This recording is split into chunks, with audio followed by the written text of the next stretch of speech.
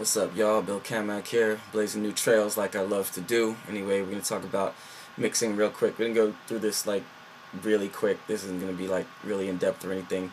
So anyway, I downloaded these separate tracks by this band called Strange Faces. The record's called Aren't You Proud, I believe.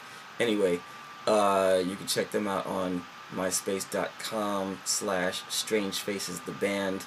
So what you have here is you have your mixer laid out and you have your different tracks. What I like to do, I like to set up my drums first. So I got the kick drum, which is basically your bass drum. Got the snare next, which is the higher sounding middle drum. We got our two overheads right here, which sit over the drum kit and collect the whole thing, but they're mainly for cymbals, hi-hat, that type of thing. We got our toms, which are basically those kind of tracks, whatever, which down here, this is your panning. So this tells you how far left and right you're going, and this is the numeric value, which goes up to 100. So for instance, on the overheads, I'm 100 left and 100 right, which means panned all the way left on one, all the way right on the other. These are 70 and 70, so they're a little closer towards the middle in the mix. You got your tambourine, which is a tambourine. You got your bass DI, which is your bass direct input, which is what the bass actually sounds like. You have your bass amp, which means this is the bass recorded through an amplifier, so it sounds different. In this case, it's distorted, it's a little louder, blah blah. So then, these four are all guitar tracks. Nothing specific about them, but I mean they're a little different each one.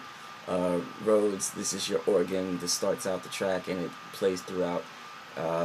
B3 left and right. This is again your another organ, and when you look down here at the panning, it's 100% left, 100% right, and then this one I have -8, so I have this going 8 clicks or whatever to the left, just so it's not vertical right under the vocal, which is this, which is 0 right down the middle. Your vocals go down the middle, your kick drum goes down the middle, your snare, I like it to be like a little bit to the side, so I got that over 10 to the right and Rhodes is 8 to the left. Like I said, there goes your vocal down the middle.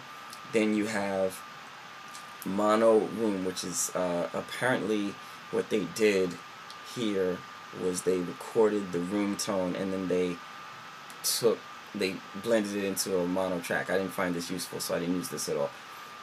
This and this was actually very interesting because I liked the drums off of this very much. The thing is about mixing, it's very subjective. So what I heard from this room one and this room left and room right, what I heard from that is what I would have liked to have heard if I would have put effects or whatever on the drums. So that's what I stuck with here, was these two. Your sub 1, this is basically everything down here you'll see is going to sub 1, which means they're all sending to this. I could send to different subs, in which case I might have a drum mix, and then I might have a guitar mix, and I might have a vocal mix, and background vocals, and blah blah blah. I don't have all that. I just have this, and this is your master, which is going out, in which case I have a multipressor on it, adaptive limiter to make sure it doesn't go higher than I want it to go, and multimeter, which shows you pretty much what's going on here. So let's get to actual track. So like I said, you start out over here with your drums. So let's say I select just my drums, my overheads, my toms. We'll leave tambourine out for now, and let's say I start playing this.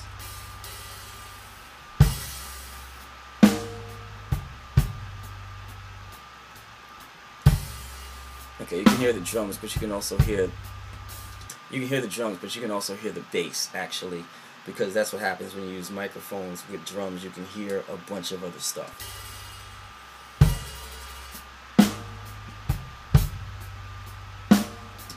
So what I did personally was I trashed all of that and I just used the room left and right as my drum track, which is further over here,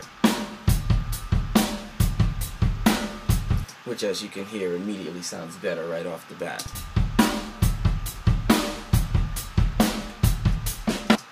Alright, so once you have those going, then you want to add in your tambourine, which is right here. Let me go find a section that has tambourine in it.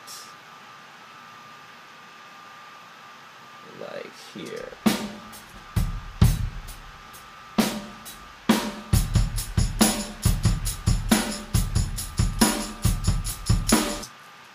So, if we just had the tambourine,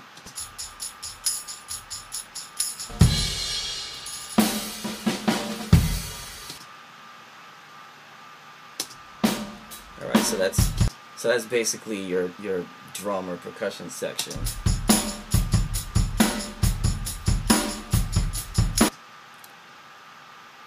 Then what happens here is, next I like to go to my bass to see how that's doing. So we're going to turn on our bass DI and we're going to turn on our bass amplified.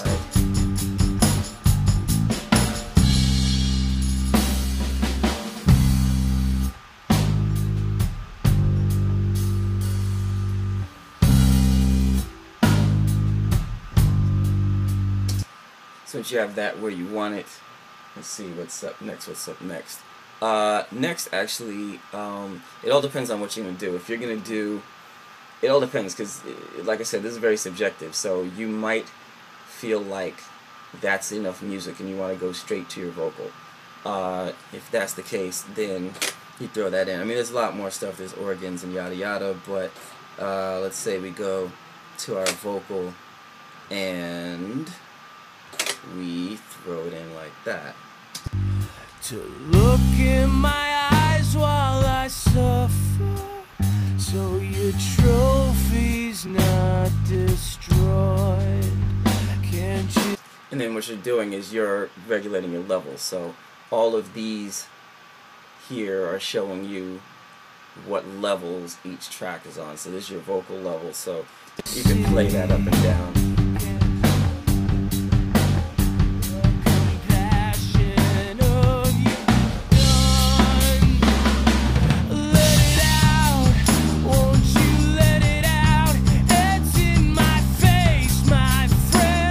So I happen to think this sounds pretty hot by itself, but anyway, let's go back and add in other elements, such as our Rhodes organ.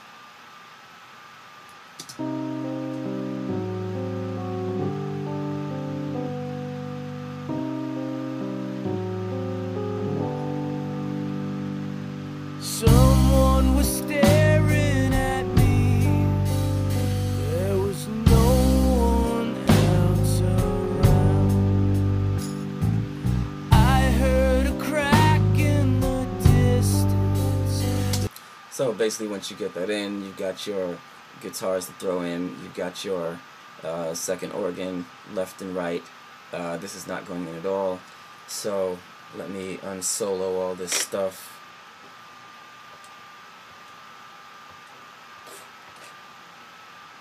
And let me take out the drums. Goodbye. Got the bass, we need that. Got the guitars, we need that. Rhodes, B3 left and right, we need that. Vocal, mono is out. Room left and right is in, and we're good.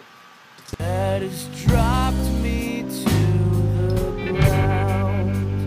When I breathe, I can feel it burn my lungs. Won't pull the trigger again. Does it bring you so much joy? That's what solo does for you. Solo lets you select one or more tracks at the same time to listen to by themselves. You can cut everything else out. To look in my eyes while I suffer, so your trophy's not destroyed. Can't you see? Can't you see? Come on, organs. Compassion of your gun. Let it out, won't you let it out?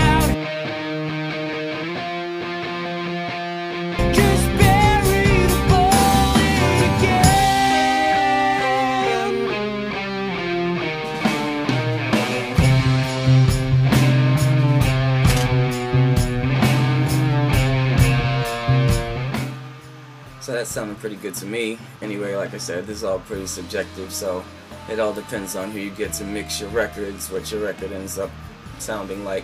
There's a bunch more stuff to it, but I just wanted to run through this real quick.